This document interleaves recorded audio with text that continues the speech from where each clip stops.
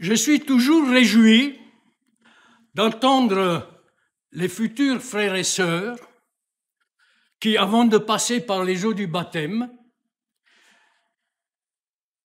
témoignent de l'œuvre de Dieu dans leur vie. Ils nous font part de leur vie avant la conversion. Ils nous disent un peu s'ils sont mariés, célibataires, etc., le travail. Et ensuite, ils accordent une place importante en révélant les bienfaits que Dieu leur accorde,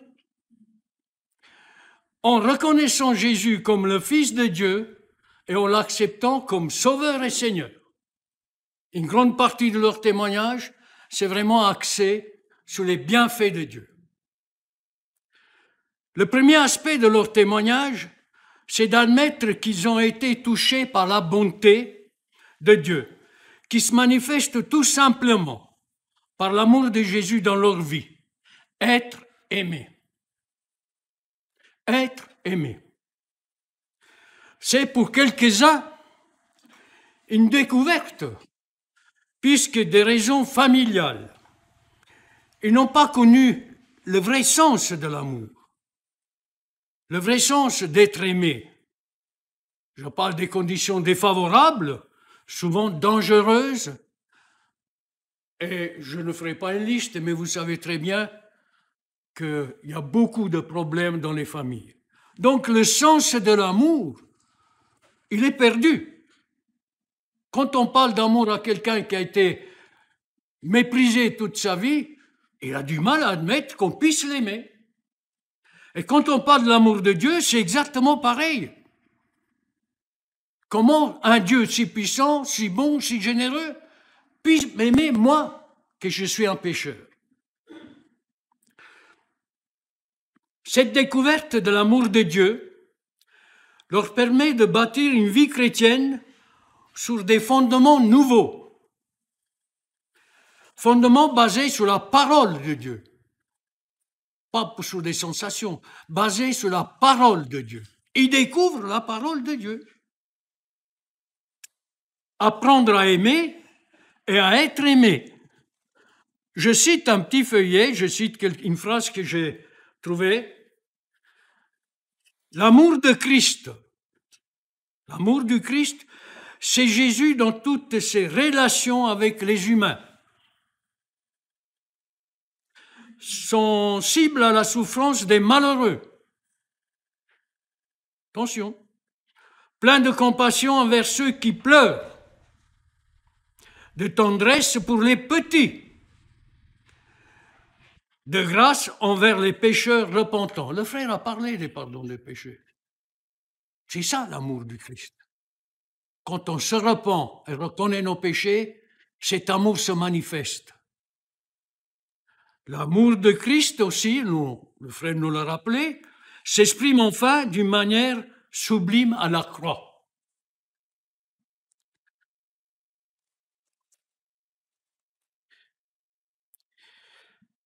Il ne faut jamais douter de l'amour de Jésus. Jamais. L'homme change, il varie selon les modes du temps, mais le Seigneur ne change pas. Il est toujours le même, on le sait, hier, aujourd'hui et demain. Et il veut nous bien, il nous veut du bien. Pour introduire le deuxième aspect du témoignage, je cite cette phrase prononcée avec forte conviction de la part d'une sœur en Christ dans un témoignage pendant une campagne d'évangélisation. Elle a dit ça, je m'en rappelle, ça fait des années, mais je me rappelle toujours de cette phrase. Maintenant, je suis bien dans ma tête. La paix de Dieu, le pardon de ses péchés, le pardon de nos péchés, la paix de Dieu. Quand on vient au Seigneur, la paix qui vient d'en haut est pour nous, sa paix à lui, pas la paix que le monde donne, sa paix à lui. Une nouvelle relation établie avec Jésus et l'équilibre nécessaire qui permet de vivre en toute quiétude. C'est un équilibre, la paix de Dieu. L'amour de Dieu, la paix de Dieu, c'est un équilibre dans notre vie. Il n'y a pas plus ni moins. L'amour de Dieu est égal. Tiens, un équilibre. Ce que les gens, aujourd'hui, beaucoup, aimeraient avoir, cet équilibre. Mais ils ne l'ont pas. Parce qu'ils n'ont pas l'amour de Dieu et ils n'ont pas la paix de Dieu. Ils n'ont pas le pardon de leurs péchés. Il y a toujours quelque chose.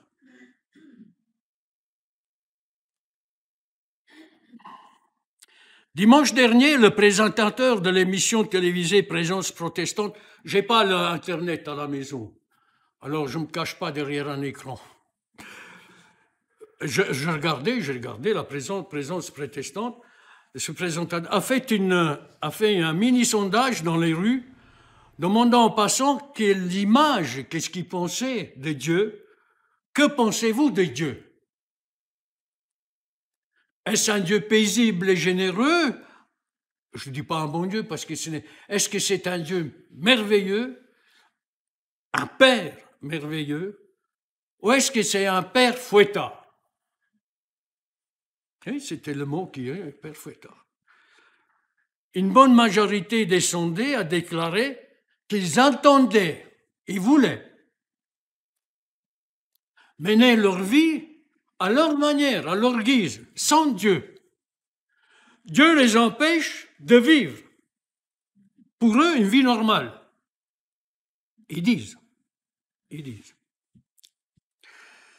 Pourtant, notre Père céleste déclare dans sa parole, par le prophète Jérémie, au chapitre 29, au verset 11, « Car je connais les projets que j'ai formés pour vous, dit l'Éternel, projets de paix et non de malheur, afin de vous donner un avenir et de l'espérance. » Je répète, pour ceux qui nous écoutent, même pour vous, car, voilà comment il se manifeste l'amour de Dieu, car je connais les projets que j'ai pour former pour chacun d'entre vous.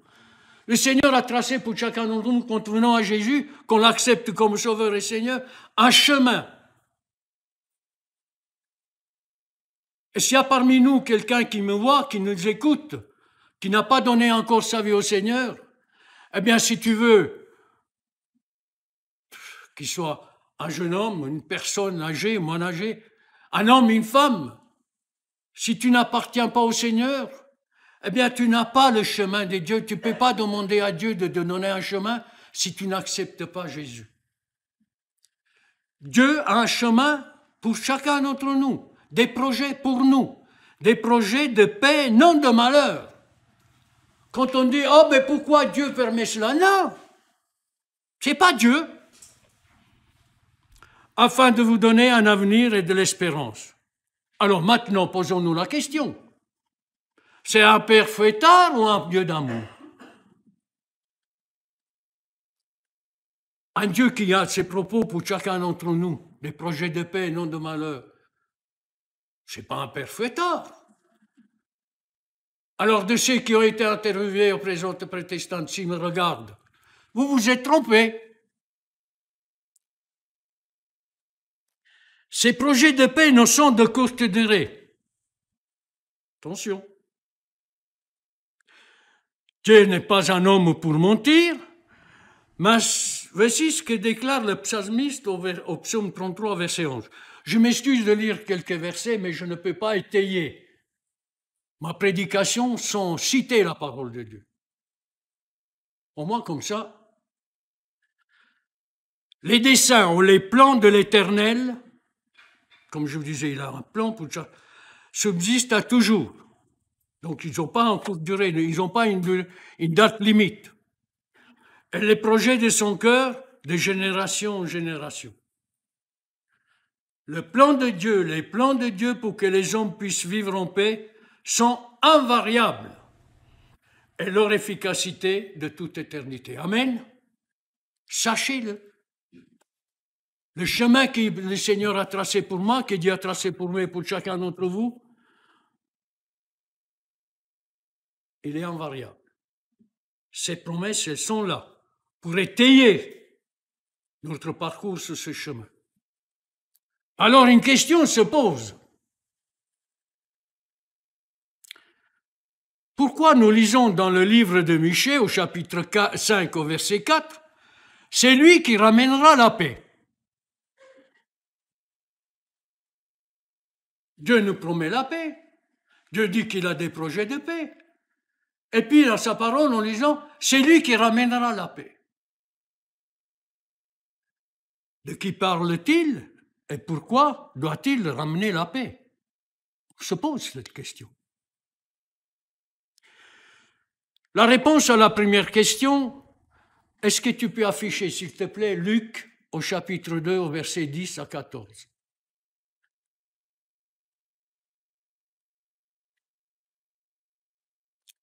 Donc, comme je disais, à la réponse, c'est de qui parle-t-il? Donc, cette réponse à la première question, ce sont les anges qui l'annoncent. Donc, dans Luc 2, au chapitre 10, au verset 14, si on peut l'afficher, je le lirai aussi pour vous. C'est affiché?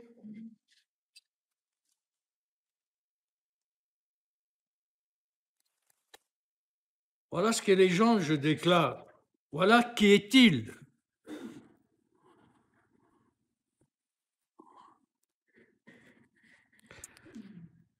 Mais l'ange leur dit, c'est l'annonciation au berger, quand Jésus est mort, c'est là. Mais l'ange leur dit, il parle, il répond à la question qu'on se pose. Mais l'ange leur dit, ne craignez point, car je vous annonce encore une bonne nouvelle, voilà, qui sera pour tout le peuple le sujet d'une grande joie, une bonne nouvelle, la joie. Quelque chose de merveilleux, c'est qu'aujourd'hui, dans la ville de David, il vous est né un sauveur qui est le Christ, le Seigneur. Et voici à quel signe vous le reconnaîtrez. Vous trouverez un enfant emmailloté couché dans une crèche, et soudain il s'est joigni à l'ange une multitude de l'armée céleste, louant Dieu, disant, gloire à Dieu, dans les lieux célestes, dans les lieux très hauts, et paix sur la terre parmi les hommes qui l'agréent ou qui lui sont agréables.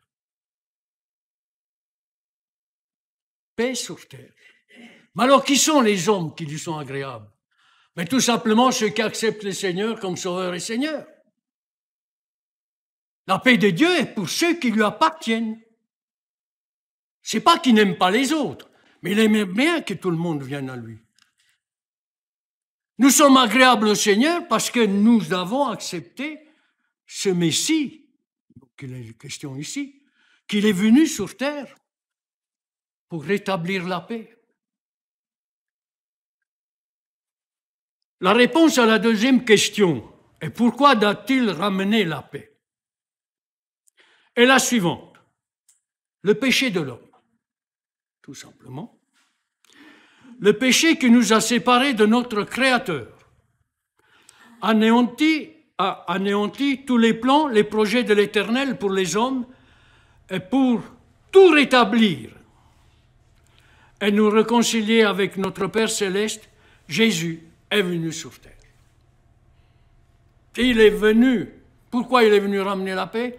Parce que notre péché nous séparait de Dieu. Parlez aujourd'hui le mot péché, vous demandez à quelqu'un, c'est quoi le péché? Oh ben c'est parce que on connaît pas le mot. Et pourtant on sait très bien que si Dieu ne nous pardonne pas, si on demande pardon à Dieu de nos péchés, ce n'est pas le ciel qui est ouvert pour chacun d'entre nous. C'est un autre endroit de pleurs et de gémissements. Le Fils de Dieu, Jésus, a quitté la gloire céleste pour venir parmi nous comme un humble serviteur, comme un esclave, dit l'apôtre Paul dans Philippiens, comme un esclave, annonçant la bonne nouvelle du salut, du pardon des péchés, pour guérir les malades et retrouver par lui le chemin qui mène au Père. Je vous ai parlé de ce chemin. Le péché de l'homme a éloigné de ce chemin. En revenant à Seigneur, à Jésus, ben nous pouvons demander à Dieu, et le Seigneur nous trace un chemin de bonheur et de paix. Mais il a été méprisé, condamné, et le jugement, la colère de Dieu qui pesait sur nous, il a pris sur lui. Le frère nous l'a rappelé. Il est mort à la croix pour nos péchés.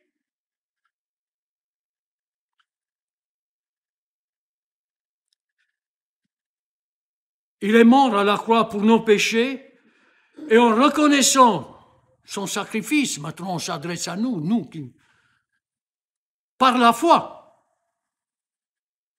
Ben oui.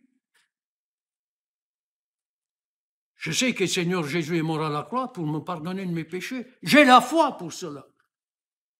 Je reconnais. Croire que nous sommes pardonnés de tout le mal que nous avons commis contre Dieu. Oui, le péché, c'est un ennemi, c'est être un ennemi de Dieu. Contre Dieu, et déclarer encore que Jésus est le Sauveur et Seigneur. Il ne faut pas l'oublier. Nous sommes maintenant justifiés, voilà ce qu'il dit l'apôtre Paul dans Romains au chapitre 5 au verset 1, « Ainsi donc, déclarés justes sur la base de la foi, nous avons la paix avec Dieu par l'intermédiaire de notre Seigneur Jésus-Christ. » Déclarés justes sur la base de la foi, cette foi, nous avons la paix avec Dieu par l'intermédiaire de notre Seigneur Jésus-Christ. Amen. C'est extraordinaire, cette parole de vie pour chacun d'entre nous. Nous ne devons pas oublier.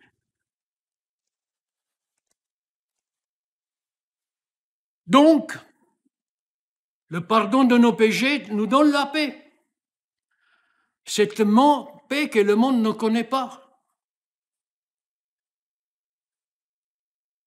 Le monde, quand il parle de paix, ce n'est pas de la paix, c'est une trêve. Dans le temps, on a connu la trêve de Dieu. Ça veut dire qu'on arrêtait les combats. Je vous parle. Certains jours de la semaine, on se reposait, on préparait un peu, hop, et on recommençait. On appelait aussi la trêve des confiseurs. C'est à peu près en cette période. Et je vous parle de ça. Ça veut dire qu'entre Noël et Nouvel An, pour célébrer la naissance du Seigneur, selon la liturgie propre à certaines religions, on a arrêté les combats, on a arrêté les massacres, parce que finalement, il faut dire le mot qu'il est. Donc, on fêtait la naissance du Seigneur, on était réjouis. On allait juste que peut-être à l'épiphanie, la visitation des mages, respecter un tout petit peu. Et puis après, on recommençait. Alors, la trêve des confiseurs, parce qu'entre Noël et Nouvel An, voilà, on fait des gâteaux, des confiseries. Mais ce n'est pas la paix. Ce n'est pas la paix. Est-ce que vous êtes en paix ce matin? Oui. Ensuite, il y a le psaume 119 au verset 165. Il y a beaucoup de paix pour ceux qui aiment ta loi. Elle ne leur arrive aucun malheur, rien ne leur fait trébucher. Alors c'est la paix qui procure la parole de Dieu, la lecture de la parole de Dieu. Quand vous lisez l'Éternel est mon berger, je ne manquerai de rien. Quel effet fait pour vous? Est-ce que la lecture, l'étude de la parole de Dieu vous donne un sentiment de paix, d'apaisement et de réconfort? Venez à moi, vous tous qui êtes fatigués, chargés, je vous donnerai du repos.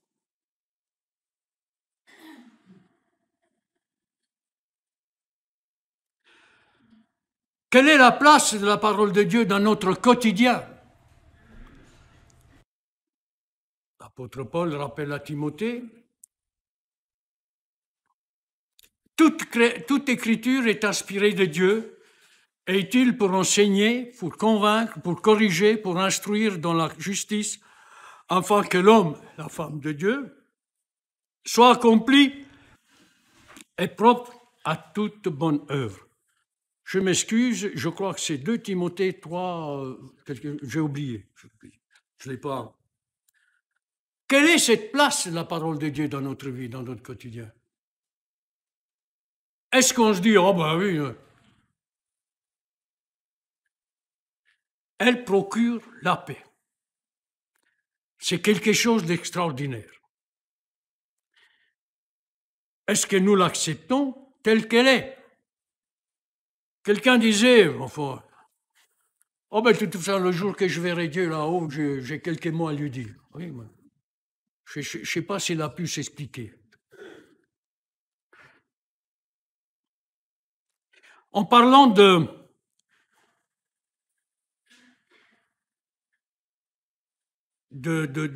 cette parole de Dieu, dans Proverbe 3, 23, c'est les conseils d'un père pour son fils, pour l'écoute de ses conseils, pour ses directives. Voilà, c'est quelque chose que... Alors tu marcheras avec assurance dans ton chemin, si tu suis mes conseils, si tu écoutes ce que je te dis. Et ton pied ne heurtera pas d'obstacle.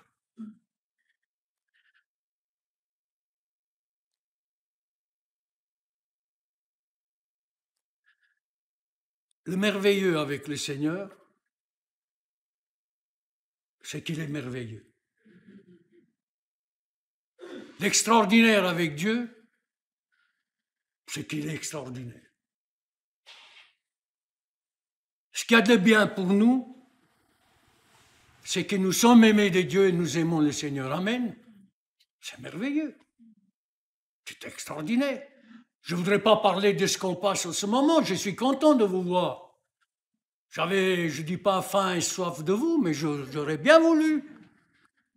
Ça me faisait plaisir. Il y a, pour terminer, j'aimerais terminer par cette promesse de Jésus et aussi les salutations de l'apôtre Paul, puis on priera. Voilà Jésus ce qu'il dit dans Jean 14, 27. Je vous laisse ma paix. Pas la paix d'Alberto, pas la paix de quelqu'un d'autre. Je vous laisse ma paix, moi Jésus, Fils de Dieu. Je vous donne ma paix. Je ne la retiens pas, je vous la donne. C'est un don, c'est pas un cadeau on peut. Non, c'est un don de Dieu. Ça vient d'en haut. Je ne vous la donne pas comme le monde la donne. On donne et puis on reprend. Non, non, non, je vous la donne comme... Voilà. Et surtout, que votre cœur ne se trouble point, ne s'alarme point. La paix de Dieu nous procure cette assurance de ne pas être troublé, d'être conduit tous les jours par le Seigneur, d'avoir sa main bénissante sur chacun d'entre nous, dans nos familles aussi, on en a besoin. Et l'apôtre Paul termine avec, dans 2 Thessaloniciens, 3,16, j'aime bien les salutations de l'apôtre Paul. J'aime bien. C'est fou. C'était pas un grand bonhomme, hein? Ouais. Alors il était... Hein? Que le Seigneur de la paix vous donne lui-même la paix en tout temps, de toute manière. En tout temps et de toute manière. Que le Seigneur soit avec vous tous. Amen. Je pense qu'il est important de reconnaître que sans Dieu, nous ne pouvons rien faire. Que la paix de Dieu C'est pas une utopie, c'est pas quelque chose d'éphémère, c'est quelque chose de permanent. Que la paix de Dieu est pour tous ceux qui l'acceptent comme sauveur et Seigneur, comme conseiller. Isaïe l'appelle l'admirable conseiller, prince de la paix. Nous en avons besoin de cette paix, lui faire confiance, parce qu'il a connu les souffrances. Il sait, il a été tenté de toutes choses. Il a connu les souffrances, l'horrible souffrance. Innocent mais condamné comme coupable. Il connaît notre vie. Il sait que parfois il y a des troubles, des situations qui sont difficiles à supporter. Mais gloire à Dieu. On doit reconnaître. Toute gloire lui revienne parce qu'il n'est jamais loin de chacun d'entre nous. Et vous qui m'écoutez, qui me voyez derrière votre écran, si aujourd'hui vous n'avez pas la paix dans votre cœur, et c'est ma prière pour chacun d'entre nous, c'est parce que quelque part, il y a quelque chose qui empêche cette communion avec le Seigneur. Soyez certains que lui ne change pas. Que nous, on change parce que les événements extérieurs, comme je disais, ils nous obligent peut-être à nous comporter autrement. Mais quand on revient à Dieu, comme le frère parlait, des péchés, le pardon des péchés, être repentant, reconnaître son péché, soyez certains que la paix de Dieu vous sera donnée et vous accompagnera. Seigneur, bénis chacun de mes frères et sœurs ici présents et ceux qui sont de l'autre côté de l'écran, Seigneur.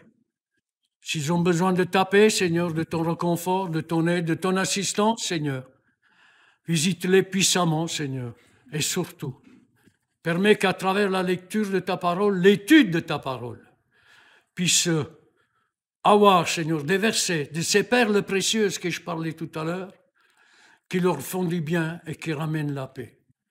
À toi l'honneur et la gloire, Père, au nom de Jésus. Amen. Merci.